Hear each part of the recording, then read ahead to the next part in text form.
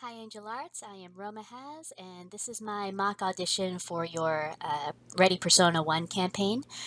First of all, a huge congratulations to you for almost 9 years of doing campaigns on YouTube. I look forward to seeing what you have in store this time. And obviously, since I've been a main character in one of Hark's campaigns before, I will not be submitting a real audition. However, Hark, if you like either of these ideas, because I'm going to be submitting more than one, but if you like any of these ideas, then you're free to use them. And in fact, if any potential auditioners are watching this and you want to use one of my ideas, feel free. I mean, because I like them both, and I'd love it if one of them was actually used in the campaign. So yeah, by all means, use my ideas if you want to. I have not watched many of the other mock auditions or the actual auditions, so if my ideas are similar to yours, I apologize. That is completely unintentional, and if nothing else, it proves great minds think alike, right? So yeah, this is just me spitting out some ideas. So I hope you find these creative, and I hope you find them inspiring. So, in terms of uh, uh, Ready Player One and Persona, I am actually not familiar with the Persona series. I did read Ready Player One, and I've also seen some other media that has that same kind of like real world versus video game world story. So something like the Dot Hack series, Summer Wars, that weird Netflix show called Kiss Me First. I mean, all of those have like real world and video game world storylines. So I got a feel. So I feel like I have a feel for these for this kind of story. And so the characters that I came up with both have like they both have something that they want to gain from the video game world, something that they're not able to use in the real world, and so that's kind of what the angle I was going with for these characters. All right, so the first character I want to talk to, his name is Tristan Alder. Tristan is about, I'll say, about 35 to 40 years old, and he is unfortunately in a wheelchair. He was paralyzed in a very bad motorcycle accident a few years back. And when Tristan was younger, he used to be very, excuse me, he used to be quite the adrenaline junkie. He really loved chasing those thrills. I mean, he really loved doing dangerous things because that was what he loved. He just loved that rush that he gets whenever his life is in danger, basically. And his parents were extremely concerned about him, and they always just begged him, please, please, please be careful. Try to be more careful. But he never really paid them much mind. And so, unfortunately, that all caught up with him when he was doing a motorcycle race, basically like a street race, and he ended up uh, uh, getting into a terrible accident, and he ended up being paralyzed from the waist down. So now Tristan actually lives with his parents. And his parents, obviously, they love him and they take care of him, but they're also kind of resentful of the fact that they have to take care of him because, they warned him so many times, but he never paid attention to them. And so now they have some resentment of him for never, never uh, paying any attention to their warnings. And so Tristan is obviously very depressed. He can't do what he loves anymore. He knows his parents kind of are upset with him, and he knows it. He can't really get much work, and the work that is available to him is work that he hates. I mean, it's boring office stuff. Like it's nothing that he ever dreamed of doing. And so for him, the game is actually kind of an escape from this life that he has. And so his in-game character is named Max Swift, and Max Swift is, again, an adrenaline junkie. Like, he's always chasing those thrills. And if nothing else, if nothing else, Tristan's life as Max is even more reckless than it ever was in real life, because in the game he can't die, he can't really get hurt, so it's even worse. Like he does literally anything he wants and doesn't worry about the consequences.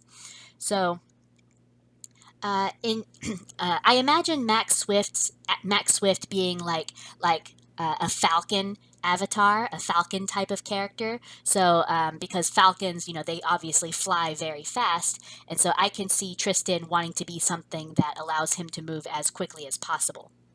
And if the video game world doesn't really allow for that kind of character, then that's fine. I think Max would still be anything that could be considered a thrill seeker in that particular setting. So if it's a fantasy setting, I could see Max being like a dragon rider or something. If it's like a cyberpunk futuristic setting, I could see Max definitely being like again some kind of motorcycle or some kind of fast car driving thing. If it's like a steampunk setting, I could see him being an airship pilot or maybe a jet pilot or something. Just anything that allows Tristan to chase the thrills that he can't chase anymore. So yeah, so that's my first character. My second character is actually named Ethan Hammond. And this one's very different. Ethan is about 16 years old, and Ethan is currently living in a family that is very very well. Ethan has a lot of brothers, and obviously Ethan has a father and lots of uncles, and all of the men in Ethan's family subscribe to this very toxic masculinity mindset. So, I mean, they will make fun of a man if he sits down and crosses his legs. I mean, they say only women do that. So they have this very toxic mindset of what men and women are supposed to do. And so, as Ethan was growing up, um, the men of the family would always take Ethan out like hunting, teaching carpentry skills, like any kind of manly skills that they think men need, they would teach to Ethan. However, Ethan is actually a trans woman, and she's very, very deeply in the closet. Obviously, she feels like she cannot come out to her family. She feels like they would disown her. They would like, I mean, I would say I don't think it's a stretch to say they might actually hurt her if she came out. So she is very deeply in the closet. She's a trans girl, and so she uses the game to express herself in ways that she absolutely can't in real life. And so her avatar is named Callie Cat, and she's a very very cute like anime cat girl. And she is able to wear like dresses. She's able to have all the pink everywhere, and so I think Callie Cat is definitely how Ethan wishes she could express herself in real life. Now the thing about Ethan and Callie Cat is that Callie Cat is definitely like more of a healer slash supporter. Like if there's going to be those kinds of classes in this video game, Ethan definitely makes her a healer slash support character, because even though Ethan is aware that she's a girl, and um, she knows that this kind of toxic masculinity is not healthy. She still is kind of bound by certain values that her family has taught her, and one of those things is gender roles. And so when Ethan makes sees herself as a girl and expresses herself as a girl, there's still that thing in her mind that says girls are supposed to do this. They're not supposed to be fighters. They're supposed to be support and healers and nurturers and whatever.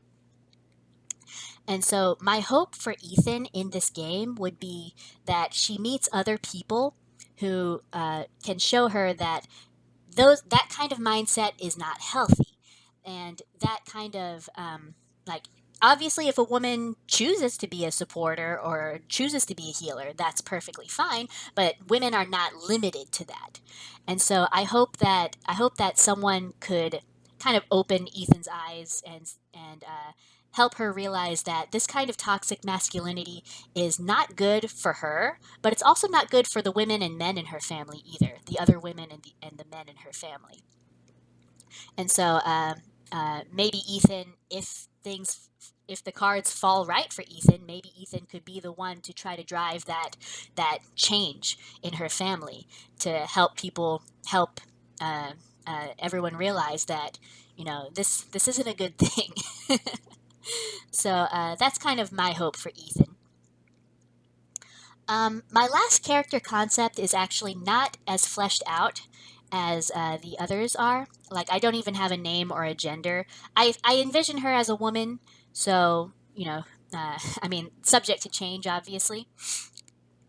But, so the last one is basically a celebrity, like a very famous celebrity with this really squeaky clean public image.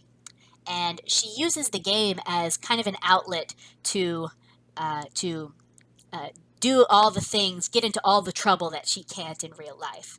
So, like, I imagine her avatar being like a troll, like this really ugly, like terrible looking troll, and uh, she's also trollish in her behavior. Like, she's extremely rude. She annoys people. She threatens people, and there's no real consequences for her.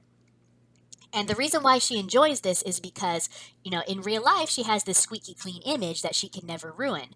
However, in the game, she has this anonymity that allows her to be literally anything she wants. And so she uses that opportunity to do all the things that she wishes she could do sometimes, but she really can't.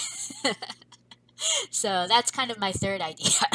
Excuse me, I'm sorry.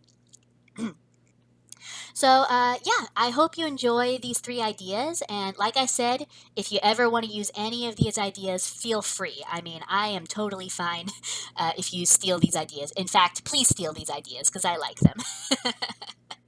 All right. Best of luck choosing Hark. Best of luck to all the auditioners. I really hope that this campaign will be incredible, and I have faith that it will be incredible. So, bye everyone.